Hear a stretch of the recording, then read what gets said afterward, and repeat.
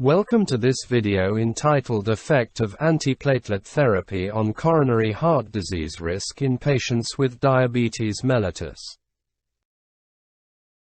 Platelets play a central role in the pathobiology of atherogenesis and atherothrombosis. Therefore, therapies that are directed toward platelet inhibition are widely used in patients with established coronary heart disease, abbreviated as CHD, or in moderate to high-risk individuals for primary prevention of cardiovascular, abbreviated as CV, events.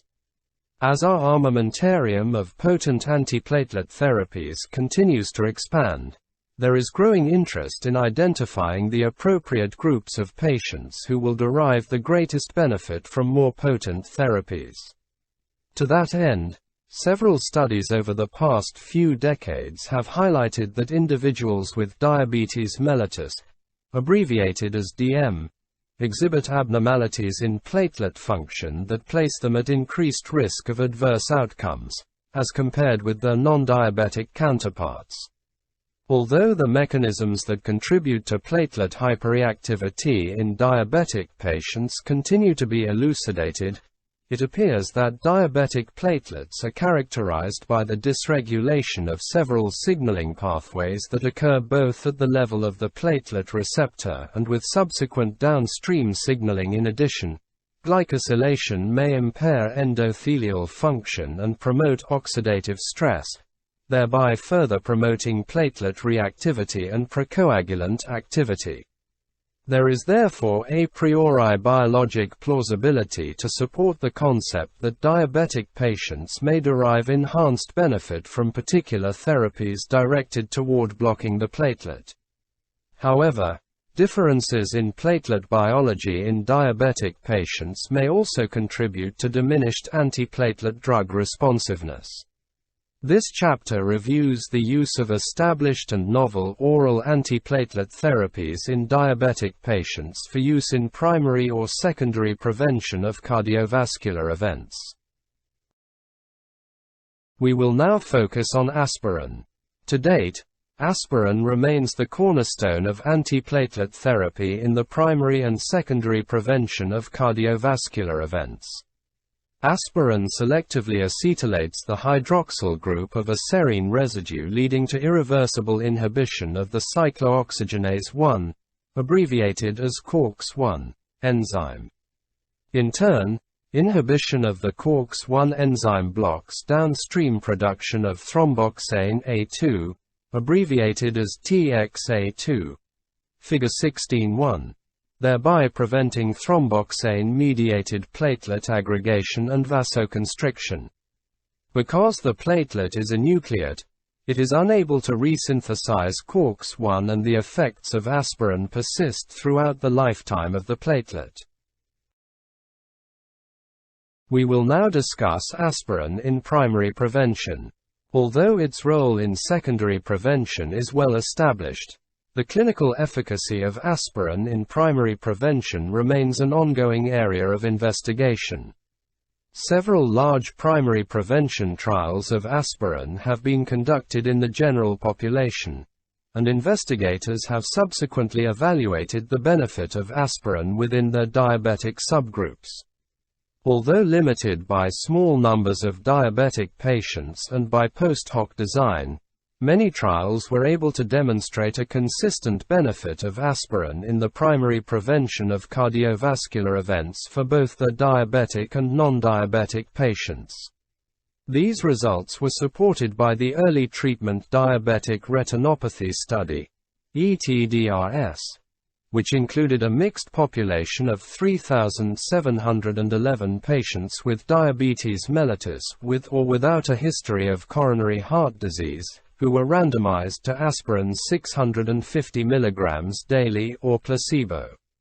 Although aspirin did not reduce the primary endpoint of all-cause death, hazard ratio 0.91, with a 95% confidence interval of 0.75 to 1.11, a favorable trend was observed toward a reduction in fatal or non-fatal myocardial infarction, MI, at 5 years that did not achieve statistical significance, hazard ratio 0.83, with a 95% confidence interval of 0.66 to 1.04.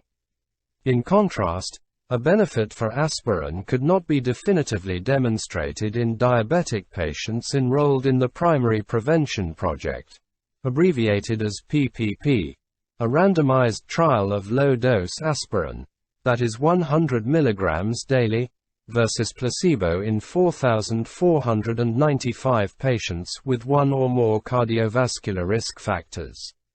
Although underpowered to detect a significant benefit within the diabetic subgroup, n equal to 1031, the investigators were unable to demonstrate a significant reduction in cardiovascular death, myocardial infarction, or stroke in diabetic patients, hazard ratio 0.9, with a 95% confidence interval of 0.5 to 1.62, or in total cardiovascular events, hazard ratio 0.89, with a 95% confidence interval of 0.62 to 1.26.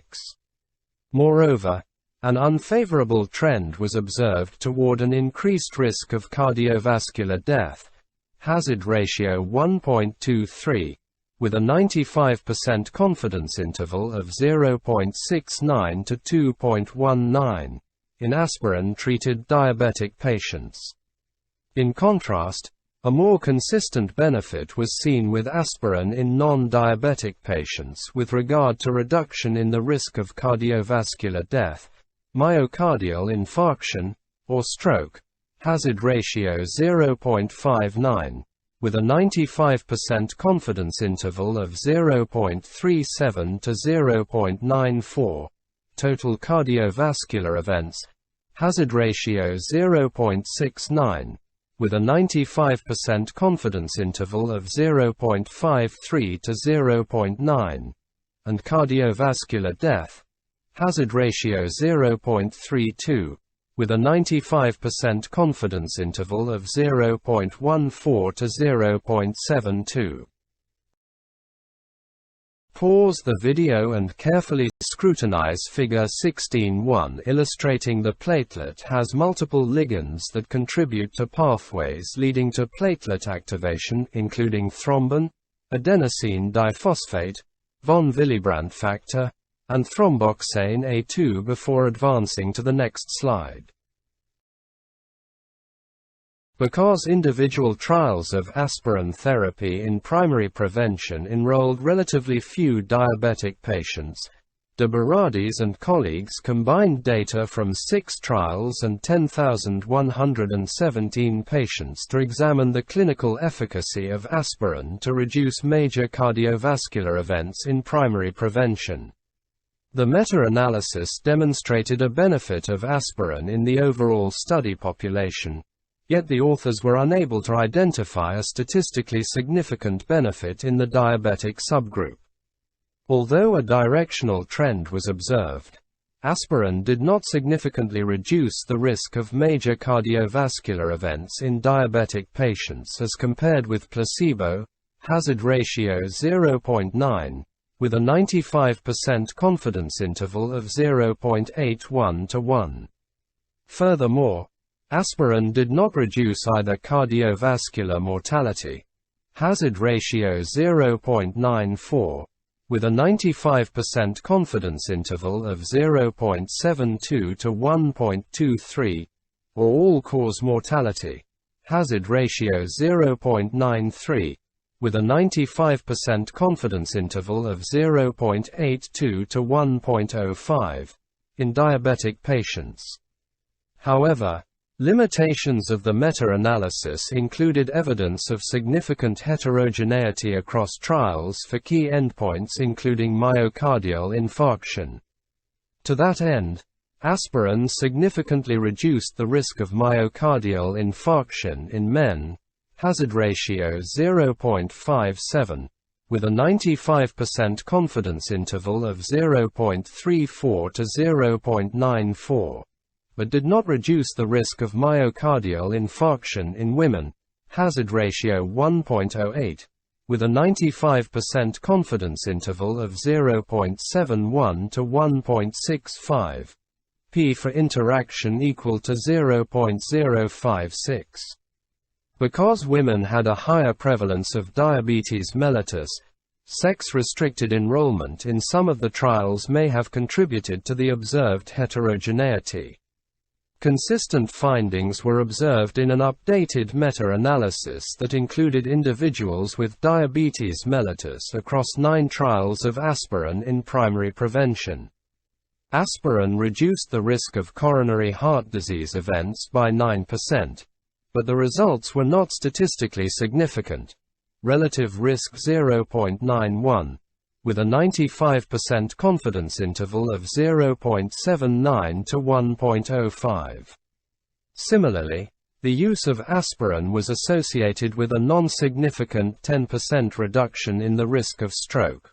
Relative risk 0.9, with a 95% confidence interval of 0.71 to 1.13, as shown in Figure 16.2.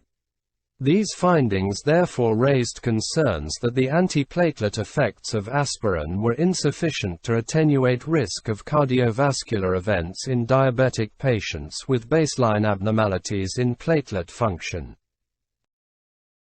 Because subgroup analyses from randomized trials may yield spurious results, dedicated trials of aspirin for primary prevention in diabetic patients have since been completed, or are still ongoing.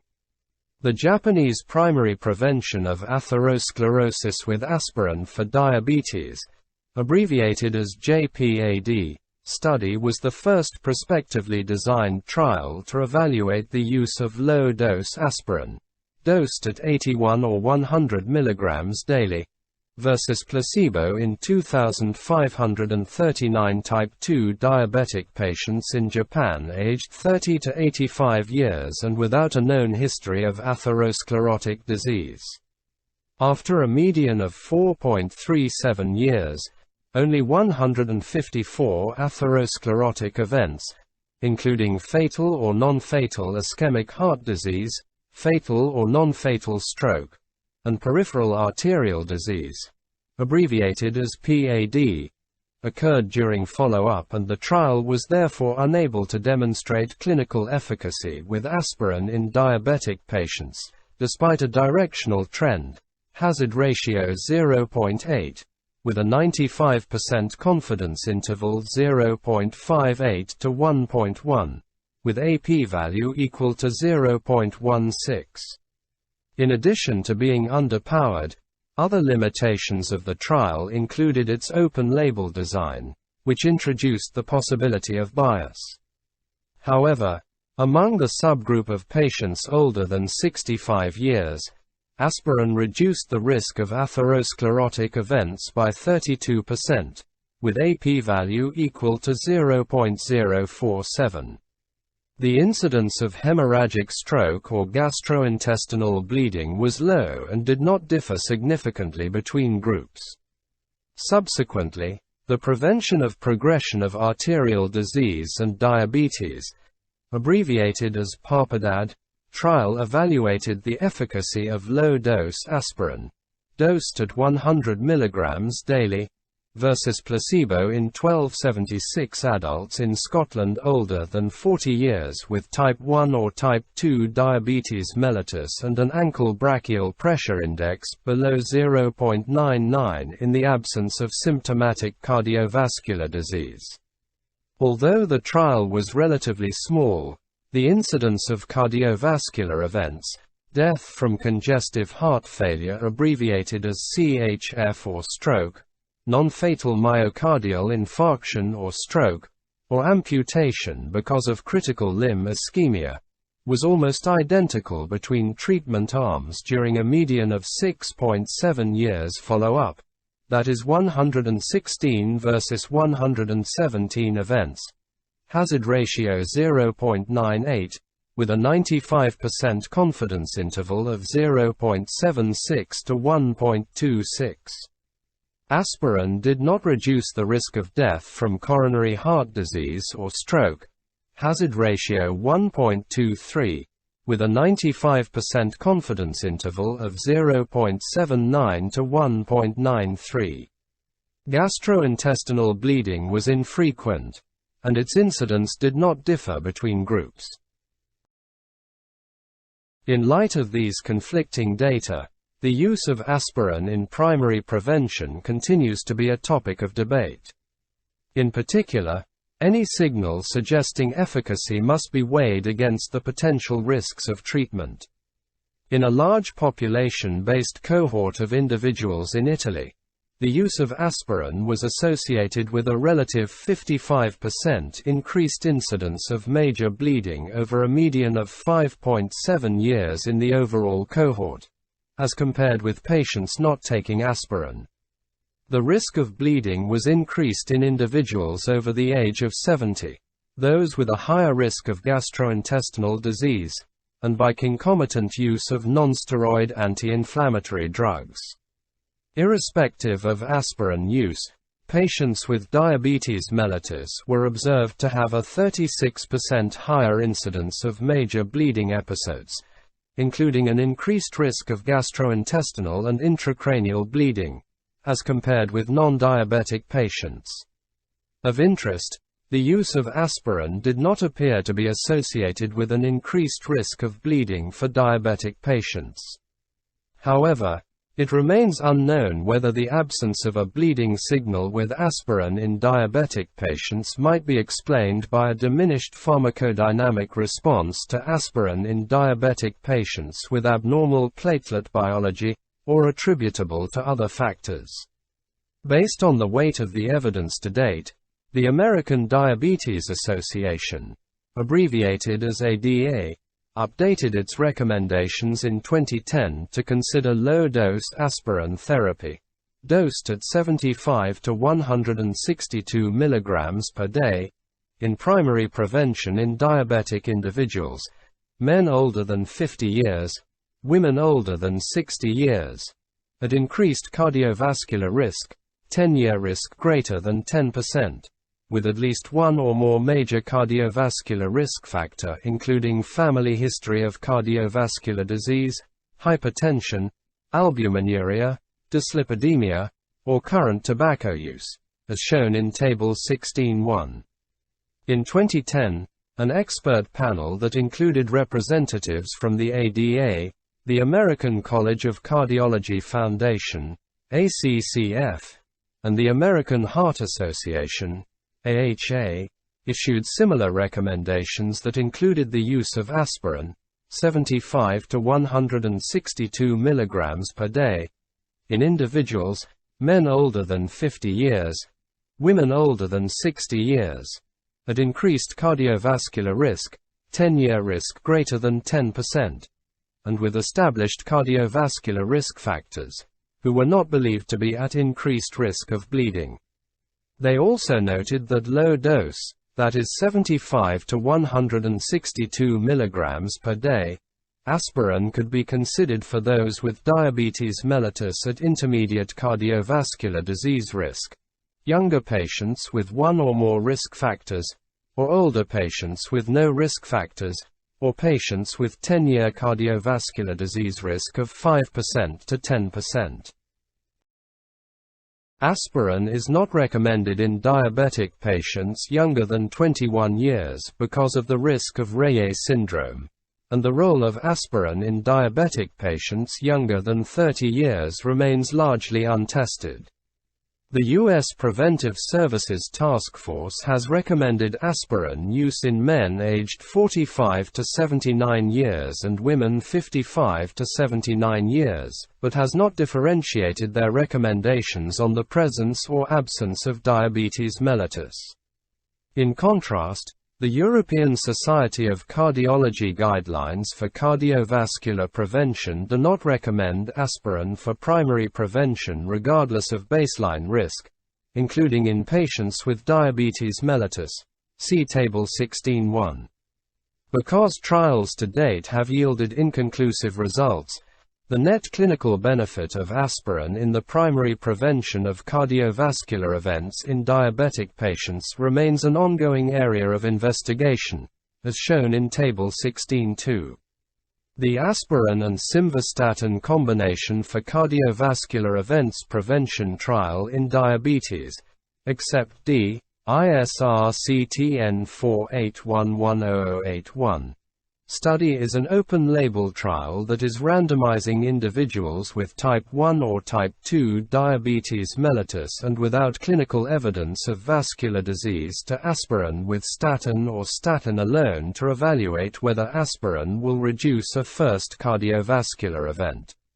Similarly, the ongoing ASCEND, a study of cardiovascular events in diabetes, trial, clinical-trials.gov NCT 00135226, is randomizing patients with diabetes mellitus and without known occlusive arterial disease to 100 mg of aspirin daily versus placebo, and or supplementation with 1 gram of omega-3 fatty acids daily or placebo. Pause the video and carefully scrutinize Figure 16.2 showing a meta-analysis of randomized trials that examined the effects of aspirin on the risk on coronary heart disease events, in Part A, and stroke, in Part B, in diabetic patients without an overt history of cardiovascular disease, before advancing to the next slide.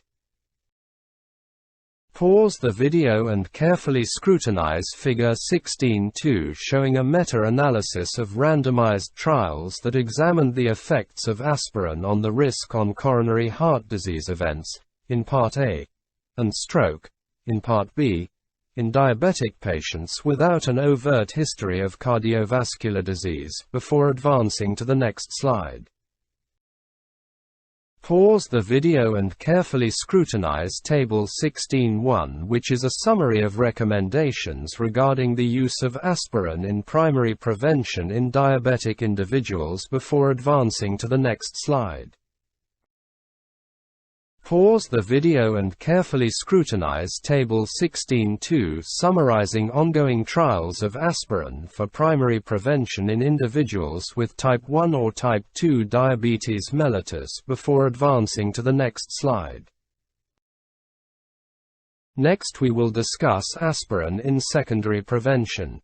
Although the role of aspirin in primary prevention continues to be investigated, the use of aspirin in stable and unstable secondary prevention is well established.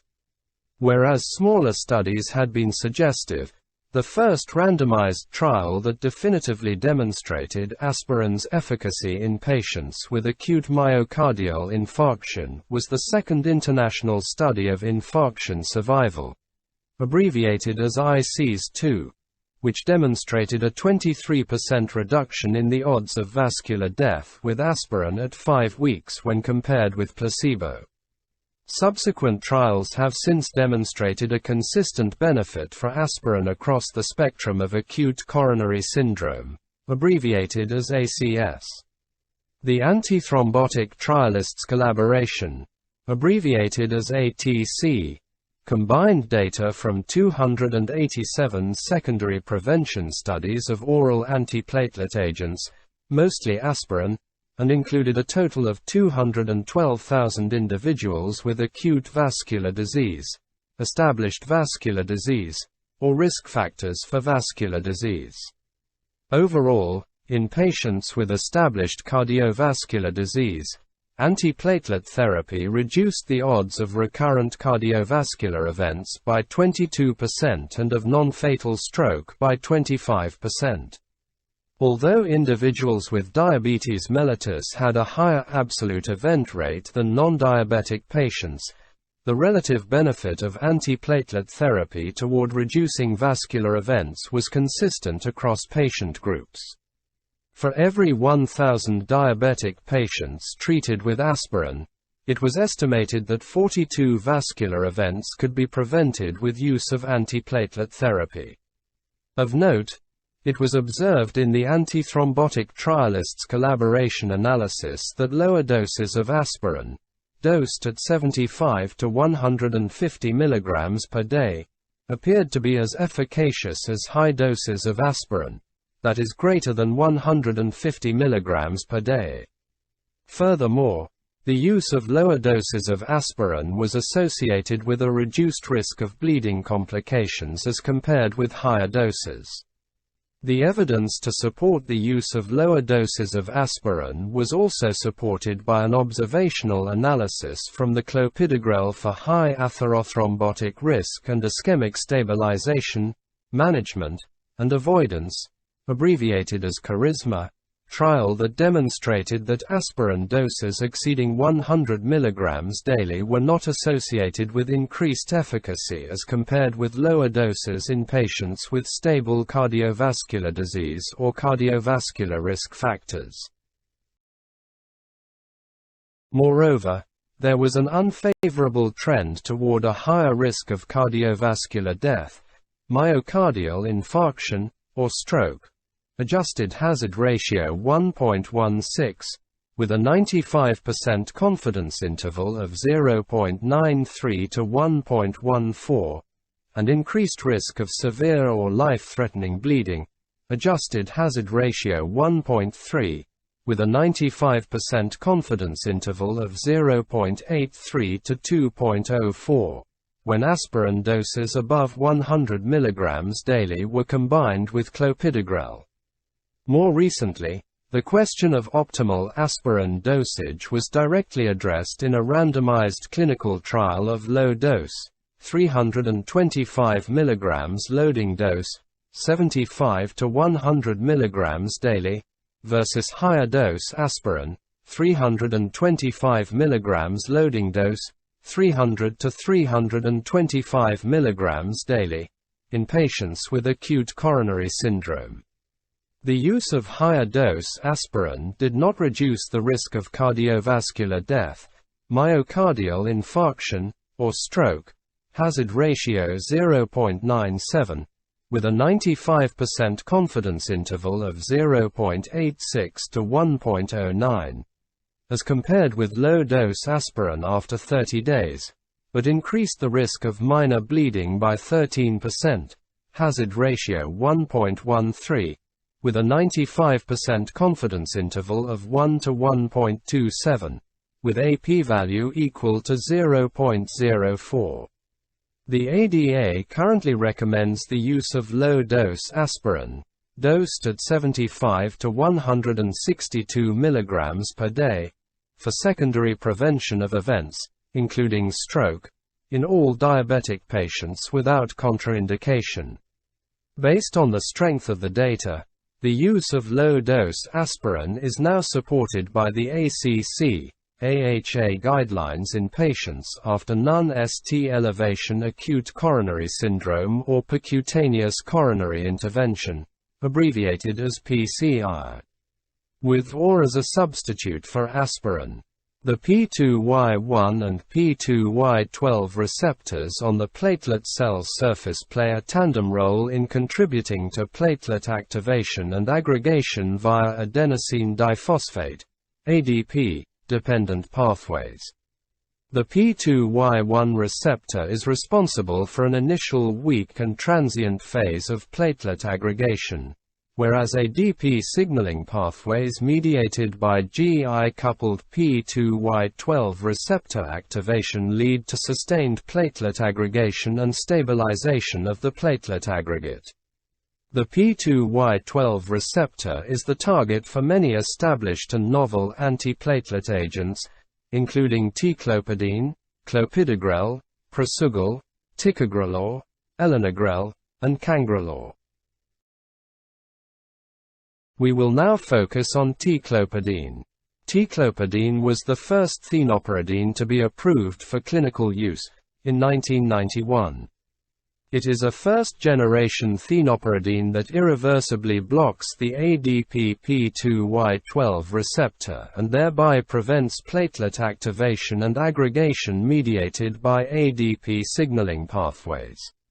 When combined with aspirin, Clopidogrel has been shown to reduce the risk of cardiovascular events in patients undergoing coronary stenting as compared with aspirin monotherapy or aspirin with warfarin. However, an unfavorable safety profile, including risk of neutropenia and slow onset of action, led the way for Clopidogrel to emerge shortly thereafter as the preferred thienopiridine in appropriate settings.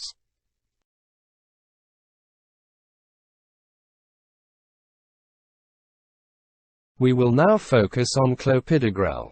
When compared with Clopidogrel, Clopidogrel has been shown to have similar efficacy in addition to improved safety and tolerability and faster pharmacodynamic effects after a loading dose.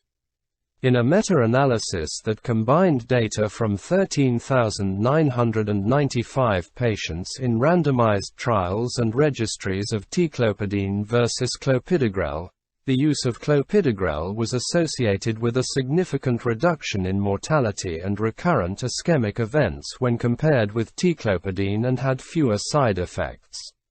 The efficacy of Clopidogrel monotherapy, 75 mg per day, versus aspirin, 325 mg per day, in secondary prevention was evaluated in the Clopidogrel versus aspirin in patients at risk of ischemic events, abbreviated as CAPRI, trial.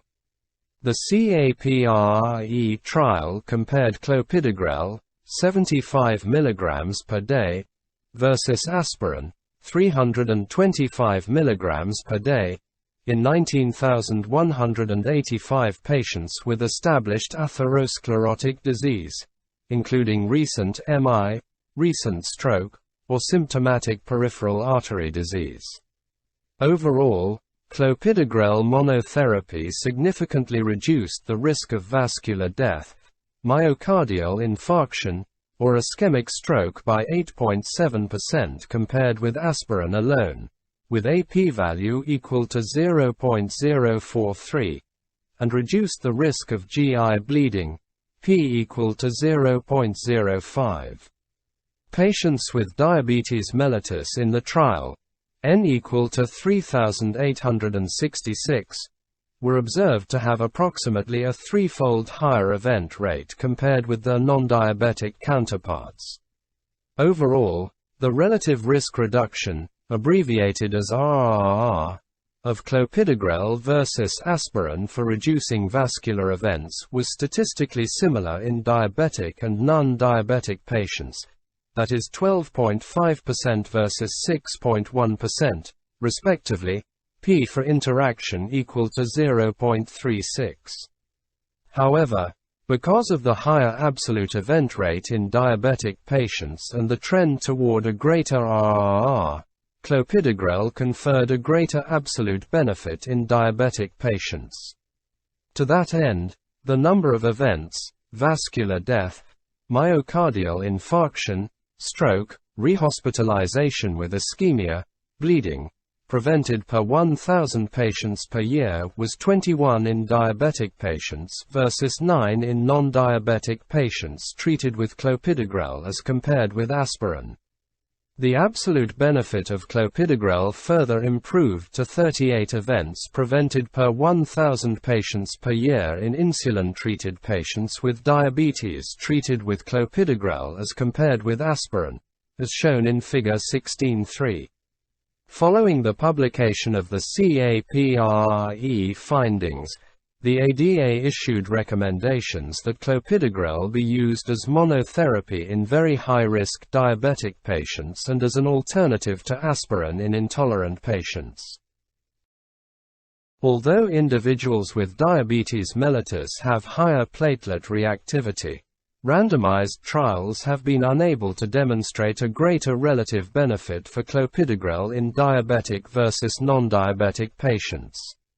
The Clopidogrel in unstable angina to prevent recurrent events, abbreviated as CURE, trial enrolled 12,562 patients with non-ST elevation acute coronary syndrome and randomized them to Clopidogrel versus placebo on a background of aspirin for up to 1 year.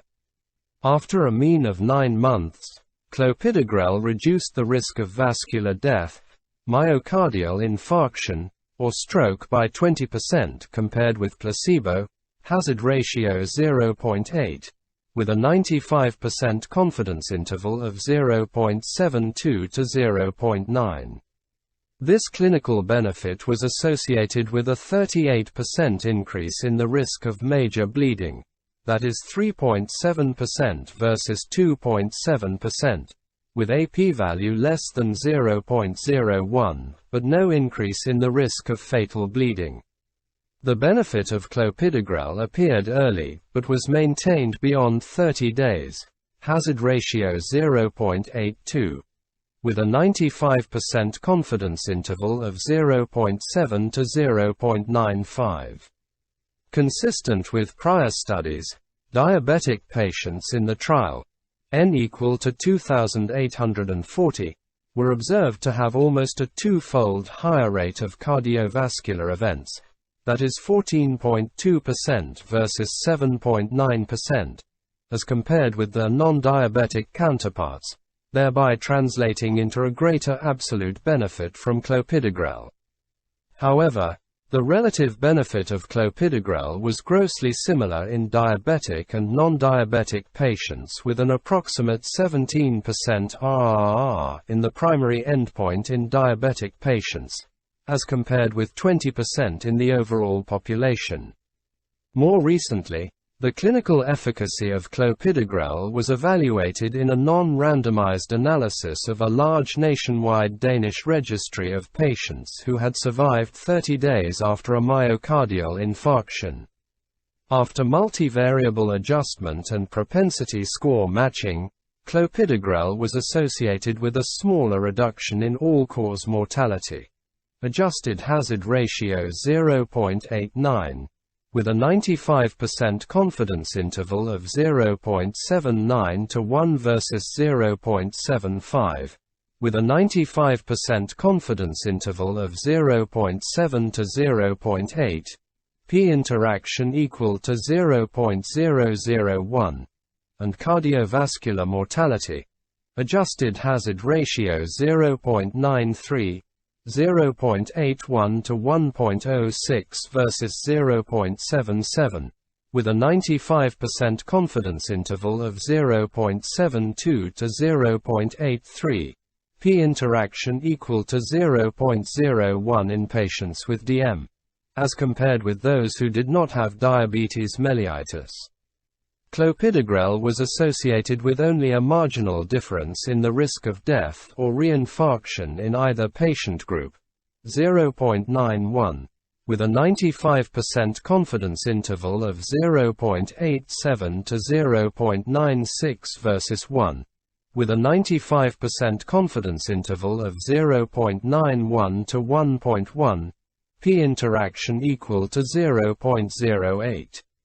However, this differential association for clopidogrel between diabetic and non-diabetic patients was not observed in patients undergoing percutaneous coronary intervention, and no differential association was observed between patient groups with regard to the efficacy of aspirin. Limitations of this analysis included the fact that use of clopidogrel was not randomized, and therefore there is the risk of confounding despite adjustments having been made for known confounders. Supporting this hypothesis, clopidogrel appeared to have a greater magnitude of association toward reduced risk of death as compared with the risk of reinfarction, a finding not supported by existing trials. Notwithstanding the limitations of a non-randomized analysis, there are mechanistic data to support the hypothesis that clopidogrel may have diminished efficacy in diabetic patients. Pharmacodynamic studies have demonstrated that almost two-thirds of diabetic patients have an inadequate response to clopidogrel. Moreover, platelet aggregation on dual antiplatelet therapy is even further heightened in insulin-treated diabetic patients, as compared with those who do not require insulin therapy, as shown in Figure 16.4. The latter finding is perhaps explained by the fact that insulin inhibits platelet aggregation by suppressing the P2Y12 pathway. Because diabetic patients have a loss of responsiveness to insulin, there is subsequent upregulation of the P2Y12 pathway, leading to heightened platelet reactivity and diminished response to antiplatelet agents. Multiple trials have examined the benefit of Clopidogrel and the optimal timing of loading dose administration in patients undergoing percutaneous coronary intervention. Because Clopidogrel is a prodrug, approximately 6 hours are required to attain steady-state concentrations after a 300 mg loading dose. The PCI Cure sub-study examined outcomes for those patients enrolled in the Cure trial who underwent percutaneous coronary intervention. The Cure trial enrolled 12,562 patients with non-ST elevation acute coronary syndromes, NSTEACS, and randomized them to Clopidogrel, 300 mg loading dose, 75 mg daily, versus placebo on a background of aspirin. Those patients who were pretreated with Clopidogrel before percutaneous coronary intervention and who continued Clopidogrel for up to 1 year had a 31% lower risk of cardiovascular death, or MI, compared with patients who were not pretreated and who were treated for only 4 weeks after percutaneous coronary intervention. Although numerically smaller in magnitude, this benefit was comparable in diabetic patients in whom Clopidogrel reduced the risk of cardiovascular death or myocardial infarction by 23% compared with placebo after percutaneous coronary intervention. Similar early and long-term benefits with Clopidogrel were demonstrated in the Clopidogrel for the reduction of events during observation, abbreviated as CREDO, trial, in which patients were randomized to a loading dose of Clopidogrel 3 to 24 hours before percutaneous coronary intervention and then to continued maintenance therapy with Clopidogrel beyond the first month after the procedure, compared with patients who were not administered a loading dose and were treated with Clopidogrel for only 28 days after percutaneous coronary intervention. Overall, patients randomized to early and sustained Clopidogrel treatment had a 26.9% reduction in the risk of death, myocardial infarction, or stroke. It is important to note that there appeared to be continued benefit for long-term treatment with Clopidogrel throughout the treatment period of 1 year. As was seen in the diabetic subgroup of the PCI Cure sub-study, the relative benefit of Clopidogrel in diabetic patients was comparable, but numerically smaller, than that seen in non-diabetic patients, that is 11.2% RR, with a 95% confidence interval of 46.2% to 46.8 versus 32.8% RR, with a 95% confidence interval of 51.6% to -6.8%. Higher loading, 600 mg, and maintenance doses, 150 mg daily for 6 days, of Clopidogrel were compared with standard doses of Clopidogrel in patients after ACS in the Clopidogrel and aspirin optimal dose usage to reduce recurrent events. 7th Organization to Assess Strategies in Ischemic Syndromes, abbreviated as Current OASIS 7, trial, see also Chapter 21. Although double dosing did not reduce the risk of 30-day cardiovascular events in the overall study population, hazard ratio 0.94, with a 95% confidence interval of 0.83 to 1.06, the higher dose regimen was associated with a reduced risk of cardiovascular death, myocardial infarction, or stroke, hazard ratio 0.86, with a 95% confidence interval of 0.74 to 0.99, in the cohort of patients who underwent percutaneous coronary intervention. However, The higher dose of Clopidogrel also increased the risk of major bleeding by 42%, hazard ratio 1.42, with a 95% confidence interval of 1.09 to 1.83. There was no evidence of heterogeneity by diabetes mellitus status for the primary efficacy endpoint. P for interaction is equal to 0.32.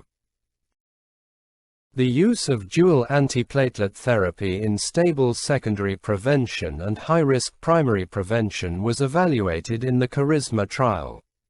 Overall, Clopidogrel did not reduce the risk of cardiovascular events when compared with placebo, and there was no evidence of interaction by diabetes mellitus status.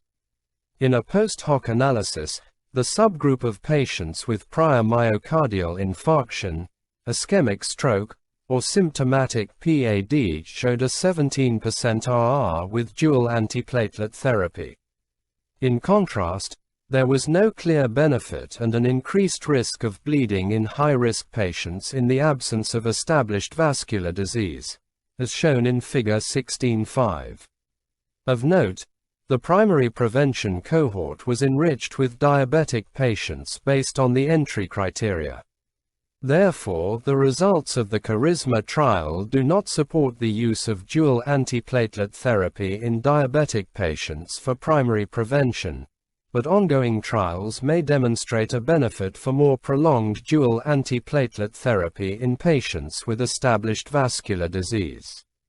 Another area of ongoing investigation is the optimal duration of dual antiplatelet therapy after percutaneous coronary intervention. Several studies have demonstrated that there is an increased risk of adverse outcomes after discontinuation of Clopidogrel. In a study of 749 patients with diabetes mellitus who underwent stenting, the use of more prolonged dual antiplatelet therapy was associated with a reduced risk of death or myocardial infarction in patients after bare metal stent placement, p-value equal to 0.01, and a reduced risk of death in patients with a drug-eluting stent, abbreviated as DES, p-value equal to 0.03. However, many of the analyses to date have been observational in design, and therefore it is plausible that the results might be explained by confounding. In particular, Clopidogrel is often discontinued in the setting of bleeding or surgery, which may independently place a patient at increased risk of cardiovascular events. To date, only a small number of studies have addressed the optimal duration of dual antiplatelet therapy with a randomized design. The prolonging dual antiplatelet treatment after grading stent-induced intimal hyperplasia study, abbreviated as PRODIGY, trial randomized 2013 patients who had undergone percutaneous coronary intervention to dual antiplatelet therapy for a period of 6 versus 24 months. The incidence of cardiovascular death, myocardial infarction, or stroke was observed to be similar in both treatment arms, that is 10.1% versus 10.0%. P-value equal to 0.92, whereas the incidence of bleeding Academic Research Consortium, abbreviated as BARC, type 2, 3, and 5, was higher for patients who continued dual antiplatelet therapy for 24 months, that is 7.4% versus 3.5%, p-value less than 0.001. Similar findings were seen in two trial populations that were composed of 2,701 patients in Korea, who were randomized to aspirin alone versus continued dual antiplatelet therapy 12 months after percutaneous coronary intervention. Although the study was underpowered because of a low event rate, more prolonged dual antiplatelet therapy failed to demonstrate any signal toward clinical efficacy. In a second study underpowered to assess non-inferiority, A similar lack of efficacy was demonstrated for dual antiplatelet therapy beyond 6 months in patients undergoing placement of a drug-eluting stent. The efficacy and safety of prolonged dual antiplatelet therapy beyond 12 months are currently undergoing evaluation in the larger dual antiplatelet therapy, abbreviated as DAPT, study, clinical-trials.gov NCT00977938. The DAPT trial is enrolling patients after percutaneous coronary intervention and then randomizing those patients who are event-free after 12 months to an additional 18 months of treatment with ethenopiridine versus placebo. We will now look at Clopidogrel response variability. There exists significant interindividual variability in pharmacodynamic response to Clopidogrel. In turn, diabetic patients with an inadequate response to Clopidogrel are at increased risk of cardiovascular events. The estimated prevalence of individuals with an inadequate response to Clopidogrel varies considerably depending on the applied definitions, type of assay, dose of Clopidogrel, and patient population. In patients undergoing elective PCI, it has been described that approximately 31% of individuals will have less than 10% inhibition of platelet aggregation, abbreviated as IPA, at 24 hours as measured by light transmission aggregometry after a 300 mg loading dose of Clopidogrel. It is important to note there is evidence that the prevalence of Clopidogrel hyperresponders is higher in patients with diabetes mellitus and is highest in patients requiring insulin therapy. See Figure 16.4. In the Optimizing Antiplatelet Therapy in Diabetes Mellitus (Optimus) trial, individuals with DM had higher baseline platelet reactivity, and almost 2/3 of diabetic patients were demonstrated to have an inadequate response to Clopidogrel. Higher baseline platelet reactivity and diminished response to Clopidogrel may therefore in part explain the persistent risk of cardiovascular events that is observed in diabetic patients. It remains unknown whether specific genetic, cellular, and clinical causes may contribute to the higher prevalence of Clopidogrel hyperresponders in diabetic patients. Regardless of diabetes mellitus status, several studies have demonstrated that Clopidogrel-treated patients with at least one copy of a reduced function CYP2C19 allele have an increased risk of cardiovascular events after undergoing percutaneous coronary intervention. However, genotype appears to explain only a small fraction of observed interpatient variability. In diabetic patients, in the setting of excess insulin, there is evidence to suggest that platelets develop insulin resistance leading to upregulation of the P2Y12 receptor and heightened platelet reactivity. Additional cellular factors that may contribute to the observed attenuation in response in diabetic patients include alterations in calcium metabolism, increased ADP exposure, and accelerated platelet turnover. Because patients with diabetes mellitus may have upregulation of the P2Y12 receptor, there has been interest in using a higher dose of Clopidogrel to help overcome pharmacodynamic resistance. In the Optimus trial, the use of 150 mg of Clopidogrel daily resulted in greater IPA than the 75 mg dose in diabetic patients with poor pharmacodynamic response to Clopidogrel.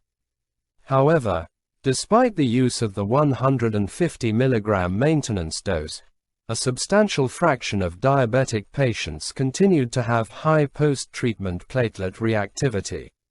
Similar findings were observed in gauging responsiveness with a Verify Now P2Y12 assay, impact on thrombosis and safety, gravitas. See also Chapter 17, a trial of 2,214 patients with high on-treatment platelet reactivity with Clopidogrel after placement of a drug-eluting stent. the patients were randomized to high dose, that is 600 mg loading dose, then 150 mg daily, or standard dose, that is 75 mg daily, Clopidogrel. The prevalence of high on-treatment platelet reactivity was observed to be higher among diabetic patients, and as a consequence almost half the patients who were determined to have high on-treatment platelet reactivity had diabetes.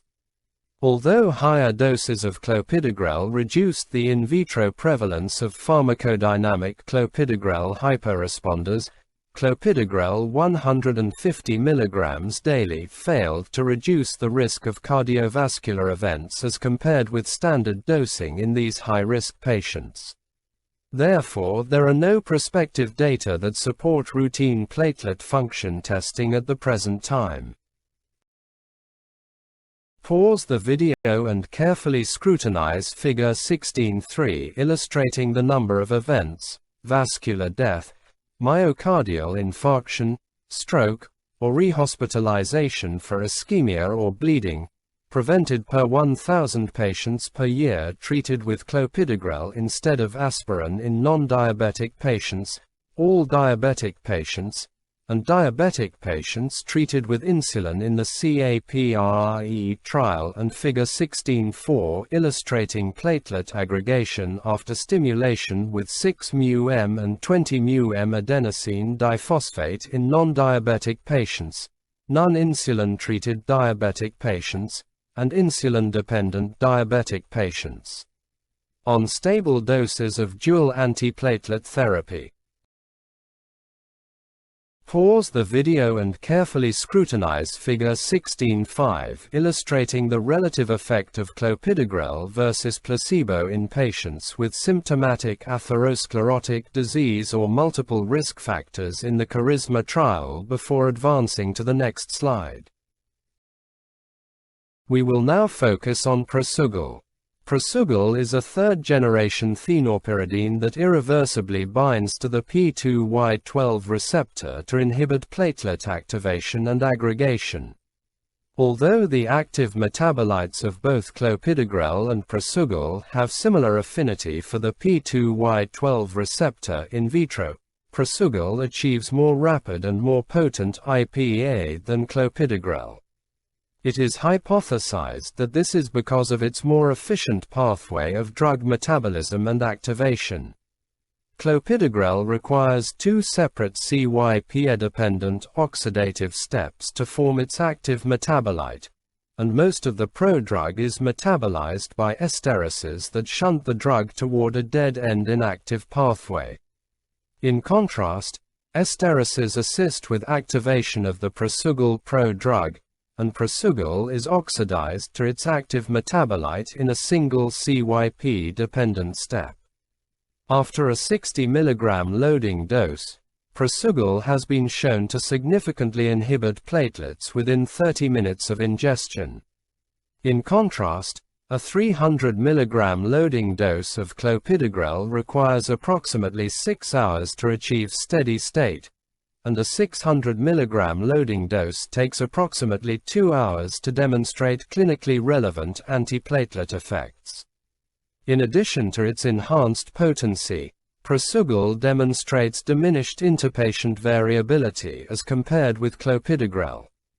The trial to assess improvement in therapeutic outcomes by optimizing platelet inhibition with Prasugrel, thrombolysis in myocardial infarction, abbreviated as Triton-TIMI, 38 enrolled 13,608 patients with acute coronary syndrome and undergoing percutaneous coronary intervention to Prasugrel, 60 mg loading dose, 10 mg daily, or Clopidogrel, 300 mg loading dose, 75 mg daily, on a background of aspirin.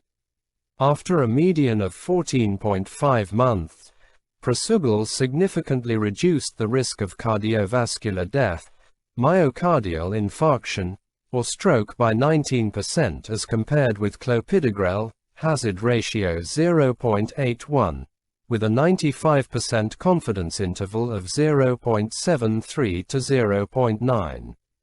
Furthermore, Prasugrel significantly reduced the risk of myocardial infarction, that is 9.7% versus 7.4%, with a p-value less than 0.001, urgent target vessel revascularization, 3.7% versus 2.5%, with a p-value less than 0.001, and stent thrombosis, 2.4% versus 1.1%, with a p-value less than 0.001. The benefit of prasugrel appeared early, and landmark analyses demonstrated that the benefit appeared to persist over time.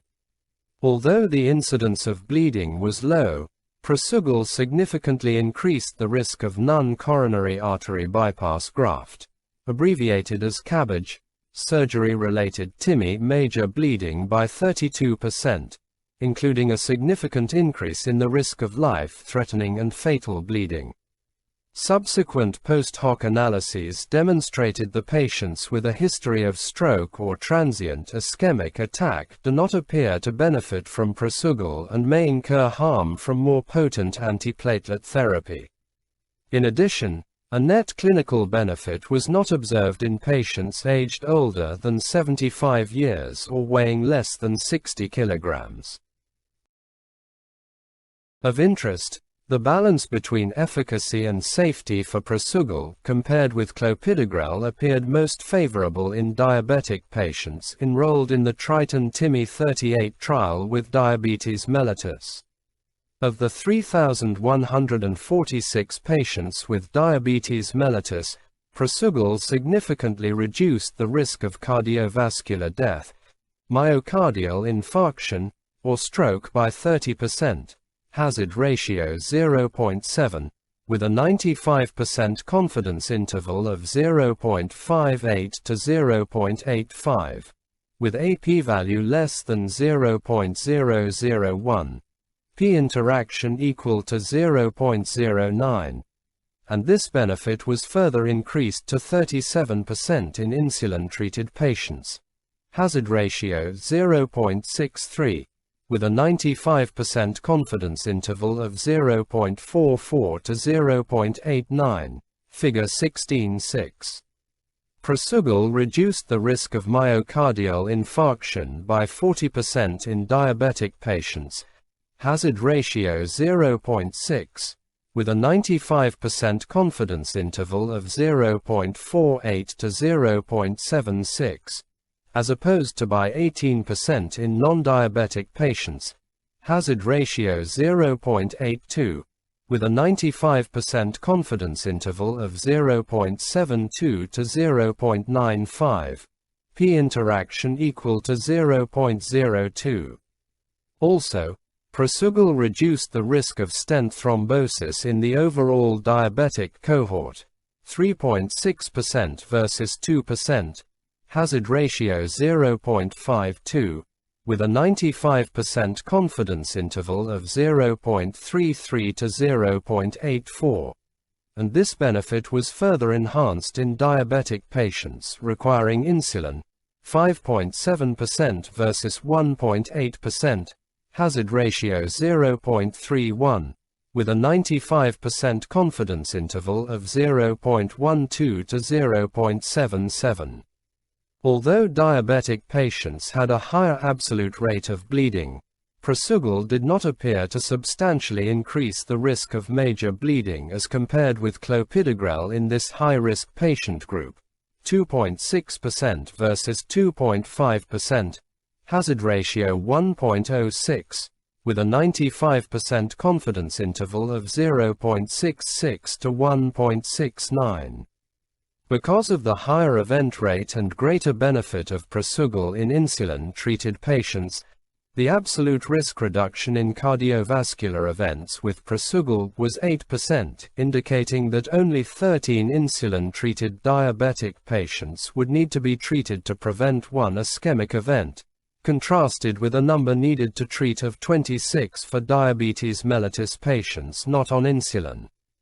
The observations from the diabetic subgroup of the Triton-TIMI 38 trial therefore support the hypothesis that the achieved degree of platelet reactivity is an important predictor of outcome. Because individuals with diabetes mellitus have higher baseline platelet reactivity and diminished pharmacodynamic response to Clopidogrel, it is plausible that diabetic patients derive enhanced benefit from this more potent antiplatelet therapy that is able to attain lower levels of on-treatment platelet reactivity.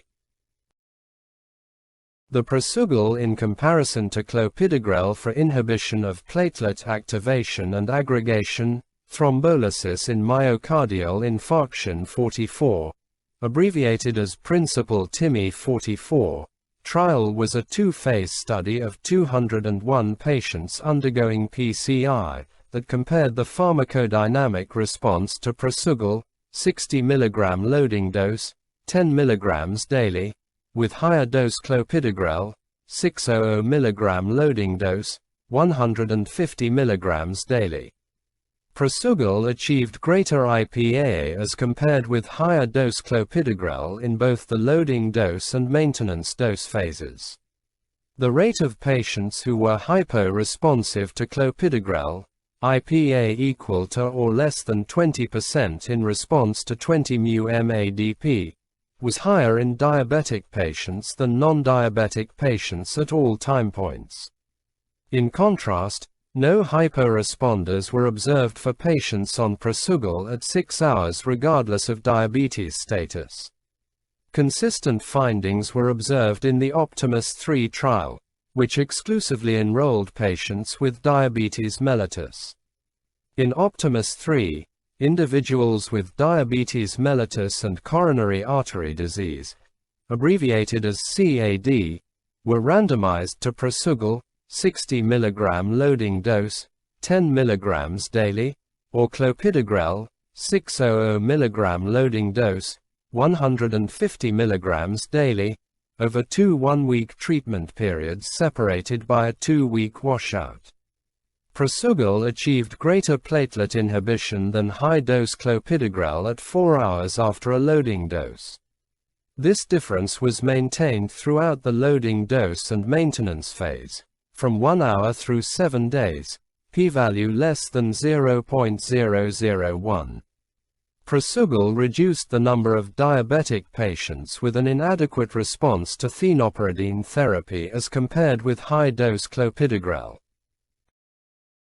After the publication of the Triton-TIMI 38 trial findings, the targeted platelet inhibition to clarify the optimal strategy to medically manage acute coronary syndromes, Trilogy ACS, trial compared the long-term efficacy of Prasugrel, 10 mg daily, versus Clopidogrel, 75 mg daily, in 7,243 patients with acute coronary syndrome who were managed medically without coronary revascularization. A lower dose of Prasugrel, 5 mg daily, was used in patients who weighed less than 60 kg or were older than 75 years. The primary analysis was restricted to patients younger than 75 years.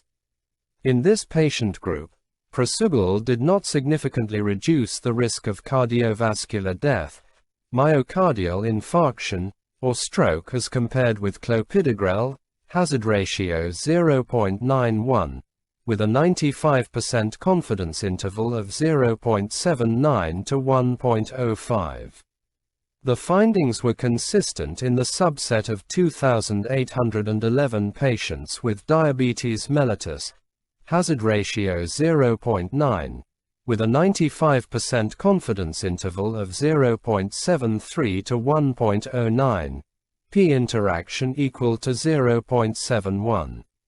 The pre-specified analysis of first or recurrent ischemic events, all components of the primary endpoint, suggested a lower risk for Prasugrel among patients under the age of 75 years, hazard ratio 0.85, with a 95% confidence interval of 0.72 to 1, p equal to 0.04. Rates of severe and intracranial bleeding were similar in the two groups in all age groups.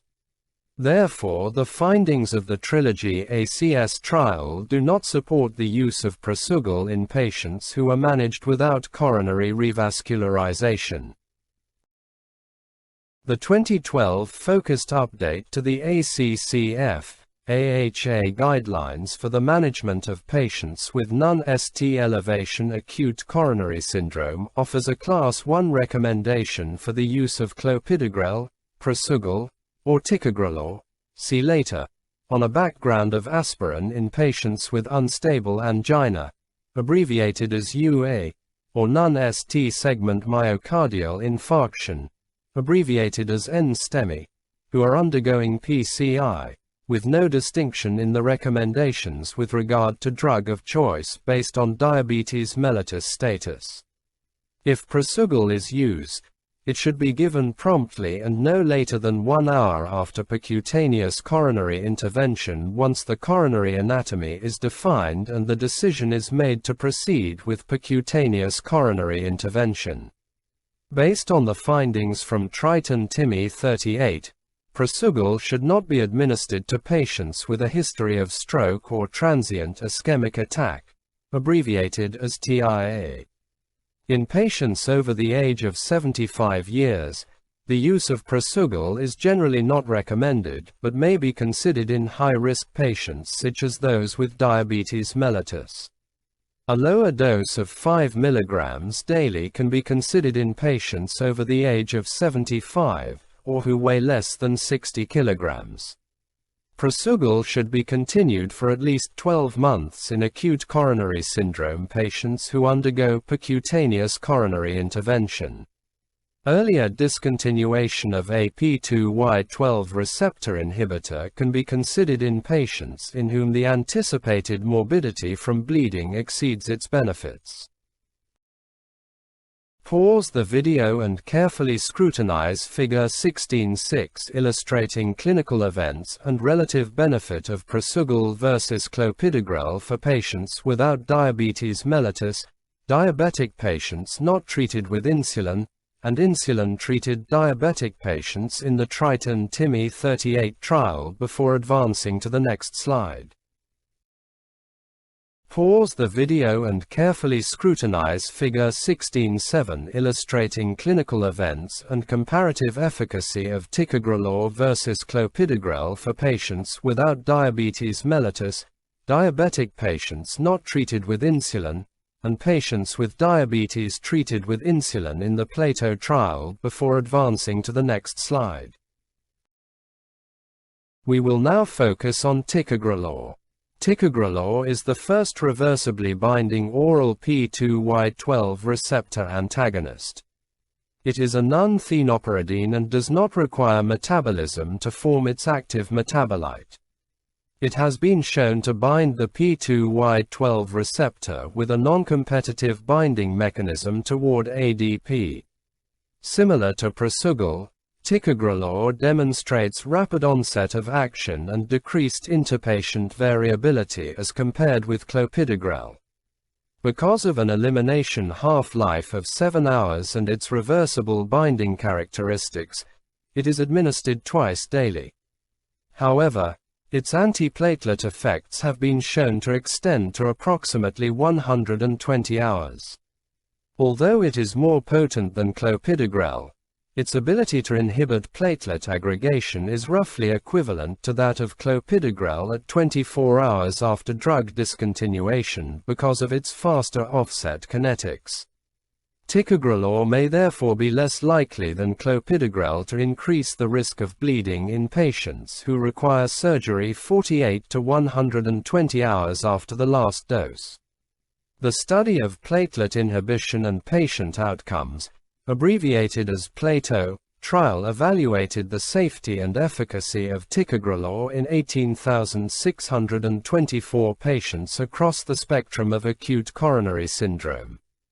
Patients were randomized to Clopidogrel, dosed at 300 to 600 mg loading dose, 75 mg daily, or Ticagrelor, dosed at 180 mg loading dose, 90 mg daily. At 12 months, ticagrelor reduced the risk of vascular death, ME, or stroke by 16%, hazard ratio 0.84, with a 95% confidence interval of 0.77 to 0.92, as compared with clopidogrel. In addition, ticagrelor reduced the risk of death from vascular causes, 4.0% versus 5.1%, p equals 0.001, and all-cause mortality, that is 4.5%, versus 5.9% with clopidogrel, p-value less than 0.001, but increased the risk of non-cabbage-related thrombolysis in myocardial infarction, TIMI, major bleeding by 25%, p equal to 0.03. Of the P2Y12 inhibitors that have been evaluated to date, ticagrelor is the only drug to have demonstrated a mortality benefit across the spectrum of acute coronary syndrome. However, ticagrelor did not increase the risk of fatal bleeding, p equal to 0.66, or cabbage-related major bleeding, p equal to 0.32. The relative benefit of ticagrelor appeared to be comparable in diabetic and non-diabetic patients in Plato, although the absolute benefits were greater in insulin-treated diabetic patients. Ticagrelor reduced the risk of vascular death, myocardial infarction, or stroke by 12% in diabetic patients, hazard ratio 0.88, with a 95% confidence interval of 0.76 to 1.03, versus 17% in non-diabetic patients, hazard ratio 0.83, with a 95% confidence interval of 0.74 to 0.92, p-interaction equal to 0.49, figure 16.7. Similarly, in diabetic patients, ticagrelor reduced the risk of all-cause mortality, hazard ratio 0.82, with a 95% confidence interval of 0.66 to 1.01, and stent thrombosis, hazard ratio 0.65, with a 95% confidence interval of 0.36 to 1.17, to an extent that was consistent with the overall cohort. Ticagrelor tended to increase non-cabbage-related Plato major bleeding in both diabetic and non-diabetic patients, hazard ratio 1.13, with a 95% confidence interval of 0.86 to 1.49, hazard ratio 1.22, with a 95% confidence interval of 1.01 to 1.46, respectively, p-interaction equal to 0.69. There was no heterogeneity in the efficacy or safety of ticagrelor with regard to patients who were or were not treated with insulin. If diabetic patients indeed derive enhanced benefit from more potent antiplatelet therapy after acute coronary syndrome, it is unclear why these findings were not observed in the Plato trial. In patients who are hypo-responsive to clopidogrel, switching to ticagrelor has been shown to inhibit platelet aggregation to the same extent as it does when clopidogrel-responsive patients are treated with ticagrelor. In this same study, almost all patients treated with ticagrelor, that is 25% of whom had diabetes mellitus, achieved platelet reactivity levels below the threshold that has been shown to be associated with an increased risk of ischemic events regardless of their clopidogrel response status. There are limited head-to-head data to compare the pharmacodynamic or clinical efficacy of prasugrel with that of ticagrelor. In a study of 44 patients with acute coronary syndrome, 23% of whom had diabetes mellitus, and high on treatment platelet reactivity on clopidogrel, patients were randomized in a double-blind crossover design to either ticagrelor 90 mg twice daily or prasugrel 10 mg daily without a loading dose for 15 days before crossing over to the alternate therapy. At the end of the 2 treatment periods, ticagrelor achieved a greater degree of platelet inhibition than prasugrel, p-value less than 0.001. Both drugs were effective at reducing platelet reactivity below the predefined threshold for poor response.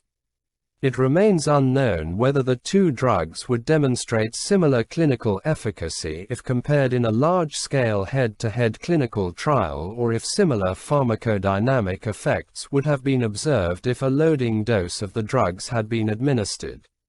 Unlike with prasugrel, the benefit of ticagrelor has not been directly assessed in a dedicated trial population of patients managed without percutaneous coronary intervention. However, in the Plato trial, ticagrelor reduced the risk of vascular death, MI, or stroke in patients who were intended to be managed non-invasively, hazard ratio 0.85. with a 95% confidence interval of 0.73 to 1, p equal to 0.04, of whom 29% eventually underwent percutaneous coronary intervention. Ticagrelor is the first of the 2 novel P2Y12 antagonists to be evaluated in a population of patients with stable coronary artery disease. The ongoing prevention with ticagrelor of secondary thrombotic events in high-risk patients with prior acute coronary syndrome thrombolysis in myocardial infarction, abbreviated as Pegasus-TIMI, 54 trial, clinicaltrials.gov. NCT 012255562. Has enrolled intermediate to high-risk individuals with a history of myocardial infarction in the past 1 to 3 years to one of 2 doses of ticagrelor, 60 mg or 90 mg twice daily, or placebo on a background of low-dose aspirin. The trial will directly address the clinical efficacy of ticagrelor in patients with stable coronary artery disease, and will also help to assess the optimal duration of dual antiplatelet therapy in patients after myocardial infarction. As well, the effect of ticagrelor on health outcomes in diabetes mellitus patients intervention study, abbreviated as THEMIS, trial is evaluating the efficacy and safety of ticagrelor, 90 mg twice daily, in patients with type 2 diabetes mellitus and either a documented history of obstructive coronary artery disease or prior coronary revascularization. clinicaltrials.gov NCT 019917995. We will now look at other antiplatelet medications. Let's begin with C-lostazole.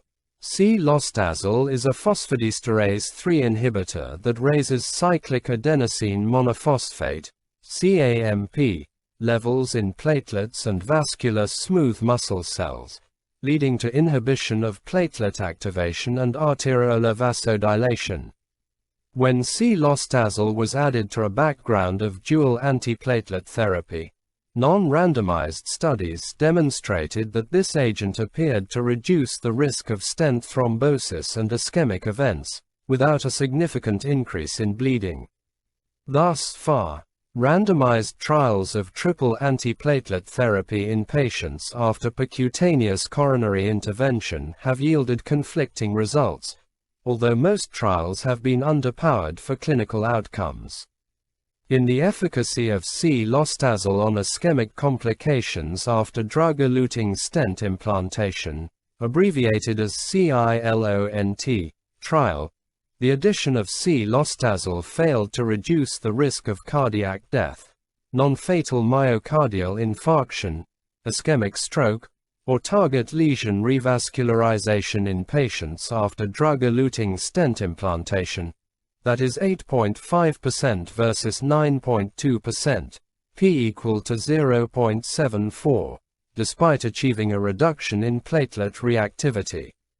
In contrast, in a second trial of patients after acute coronary syndrome undergoing percutaneous coronary intervention, C-lostazole reduced the risk of cardiac death, non-fatal MI, stroke, or target vessel revascularization, 10.3% versus 15.1%, p equal to 0.011, when added to aspirin and clopidogrel.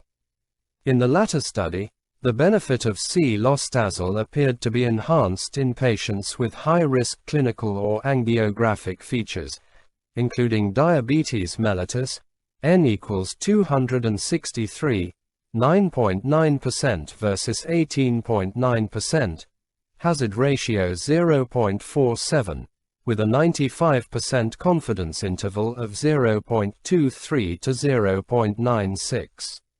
These findings are supported by pharmacodynamic data that have shown that C-lostazole enhances inhibition of P2Y12 signaling in diabetic patients. C-lostazole combined with standard dose clopidogrel reduces platelet reactivity to a greater extent than clopidogrel 150 mg daily in patients with type 2 diabetes mellitus. The greater pharmacodynamic effect of C-lostazole in diabetic patients was observed regardless of whether or not patients carried genetic polymorphisms that have been shown to influence response to clopidogrel.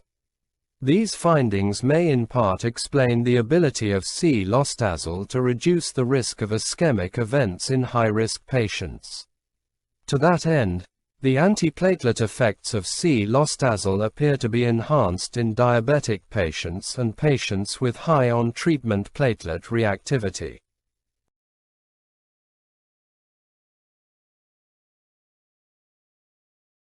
In addition to its antiplatelet effects, C-lostazole is hypothesized to exert pleiotropic effects including inhibition of neo-intimal hyperplasia.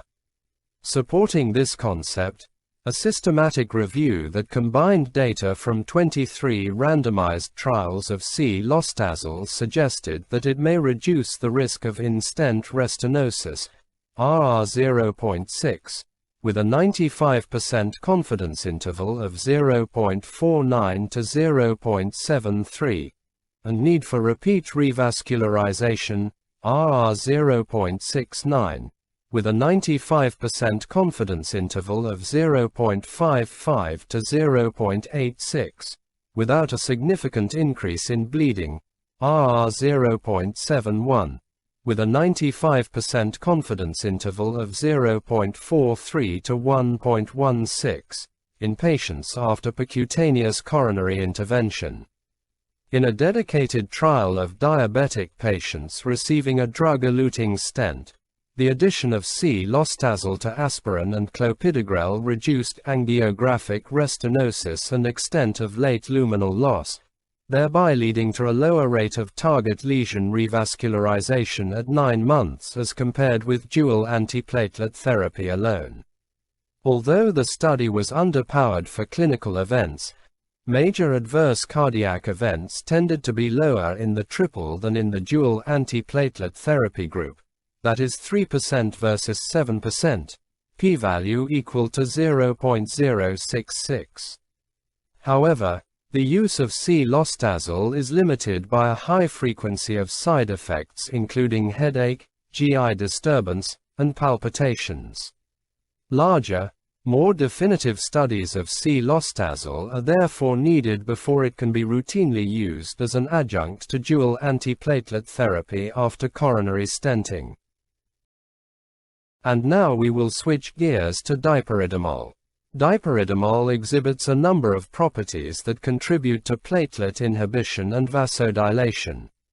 Dipyridamole inhibits thromboxane synthase, leading to reduced TXA2 production and thereby reduced platelet activation.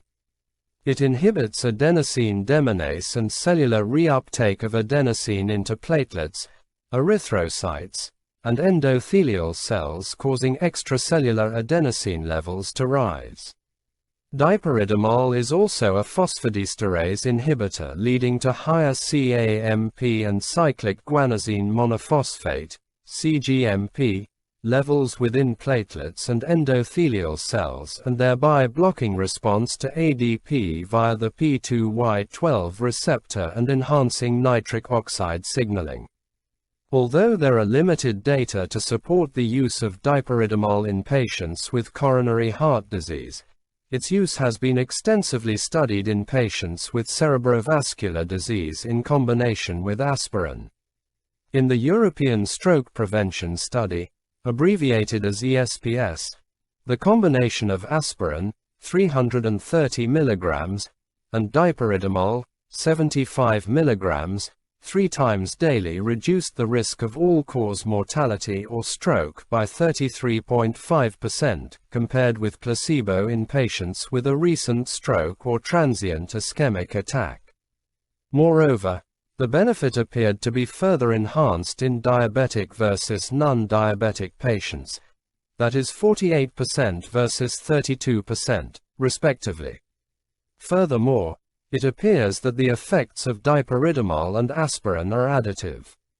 In patients with recent stroke or TIA, the combination of dipyridamole, 400 mg daily, and aspirin, 50 mg daily, reduced the risk of stroke by 37% compared with placebo, whereas dipyridamole alone reduced the risk of stroke by 16% and aspirin alone by 18%.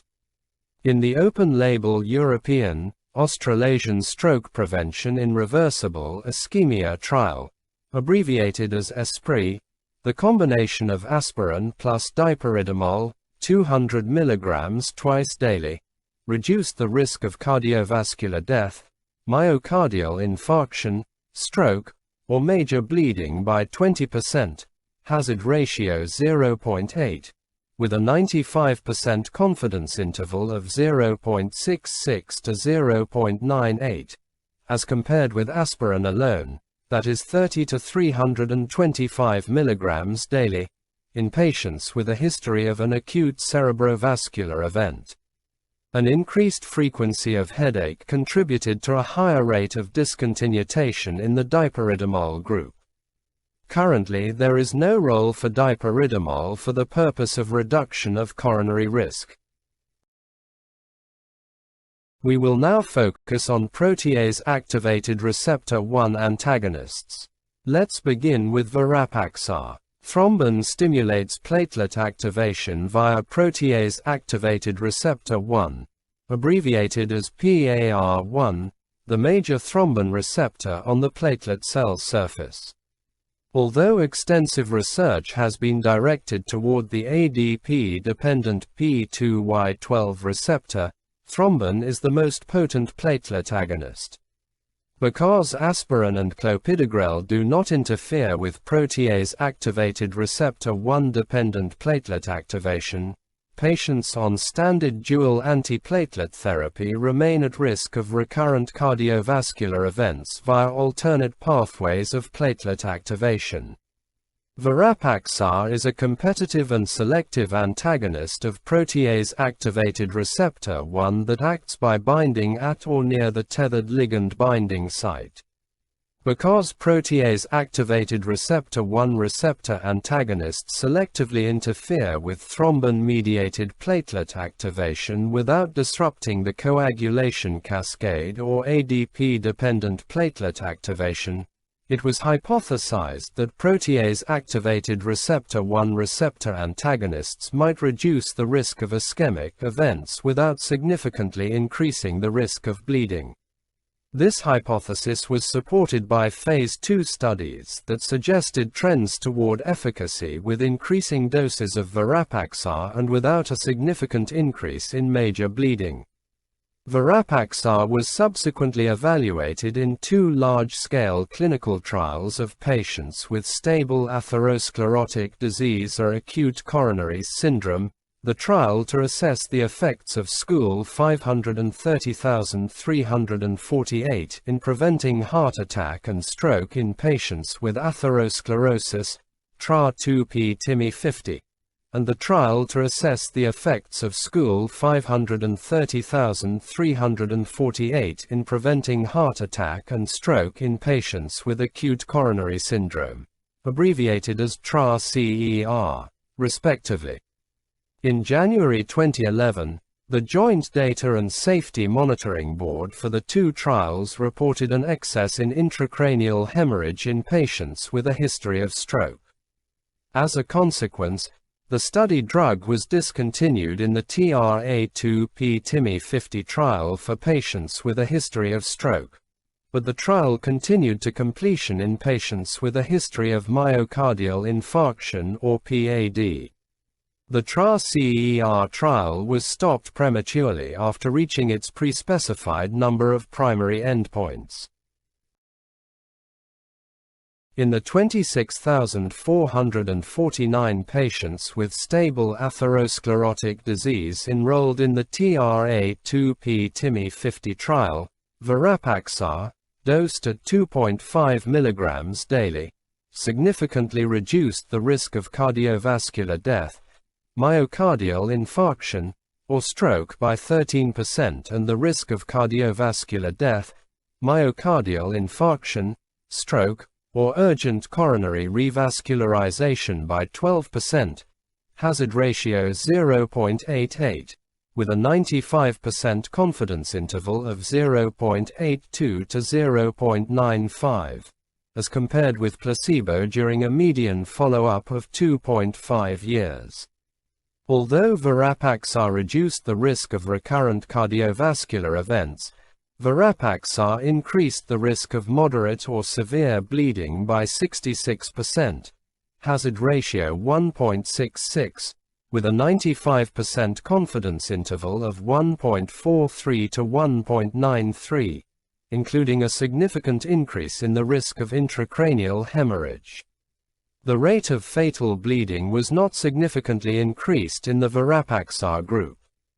The efficacy and safety of Virapaxar were consistent in patients with or without diabetes mellitus. P interaction equals 0.61 for cardiovascular death, myocardial infarction, or stroke. P interaction equals 0.79 for gusto moderate or severe bleeding. No heterogeneity was observed on the basis of background thienopyridine use. The balance between efficacy and safety appeared to be most favorable for Virapaxar in patients with a history of myocardial infarction more than 1 month before randomization in the TRA-2P-TIMI-50 trial. Of the 17,779 patients within this pre-specified subgroup, Virapaxar significantly reduced the risk of CV death, myocardial infarction, or stroke by 20%, hazard ratio 0.8, with a 95% confidence interval of 0.72 to 0.89, including a 21% reduction in the risk of myocardial infarction, hazard ratio 0.79, with a 95% confidence interval of 0.7 to 0.89. And a 34% reduction in the risk of ischemic stroke, hazard ratio 0.66, with a 95% confidence interval of 0.48 to 0.89. Moderate or severe bleeding remained more common in patients treated with Virapaxar as compared with patients on placebo, hazard ratio 1.61. with a 95% confidence interval of 1.31 to 1.97. Within this subgroup of patients, intracranial hemorrhage was infrequent and not statistically increased for patients on Virapaxar, that is 0.6% versus 0.4%, p-value equal to 0.076. Despite an observed trend toward efficacy, Virapaxar was not superior to placebo for the management of patients with acute coronary syndrome in the TRA-CER trial. Virapaxar, 40 mg loading dose, 2.5 mg daily, did not significantly reduce the risk of the primary endpoint of cardiovascular death, myocardial infarction, recurrent ischemia with hospitalization, or urgent coronary revascularization, hazard ratio 0.92, with a 95% confidence interval of 0.85 to 1.017, in patients after acute coronary syndrome. Varapaxar did reduce the key secondary endpoint of cardiovascular death, myocardial infarction, or stroke by 11%, compared with placebo, hazard ratio 0.89, with a 95% confidence interval of 0.81 to 0.98, including a 12% reduction in myocardial infarction, hazard ratio 0.88, with a 95% confidence interval of 0.79 to 0.98. Consistent with the findings from the TRA2P TIMI 50 trial, Varapaxar increased the risk of gusto moderate or severe bleeding, hazard ratio 1.35, with a 95% confidence interval of 1.16 to 1.58, and intracranial hemorrhage, hazard ratio 3.39, with a 95% confidence interval of 1.78 to 6.45, in patients after acute coronary syndrome. We will now focus on Atipaxar. Atipaxar, E5555, is a second orally active, reversible, small molecule inhibitor that selectively inhibits protease-activated receptor 1 activation by binding at or near the tethered ligand binding site. Although Varapaxar and Atipaxar share similarities, Varapaxar exhibits a much longer half-life, that is 165 to 311 hours, and achieves 50% recovery of platelet function at 4 weeks after treatment discontinuation. In contrast, Atipaxar has an approximate plasma half-life of 22 to 26 hours. The Phase 2 lessons from antagonizing the cellular effects of thrombin, abbreviated as Lancelot, program evaluated the safety tolerability of Atipaxar in patients after acute coronary syndrome or with stable coronary artery disease. In patients after acute coronary syndrome, Atipaxar significantly reduced Holter-detected ischemia without a clear increase in major bleeding compared with placebo. Similar findings were observed in patients with coronary artery disease, including a non-significant trend toward reduced ischemic events. In a focused platelet function sub-study, Atipaxar achieved rapid and sustained platelet inhibition via the protease-activated receptor 1 receptor.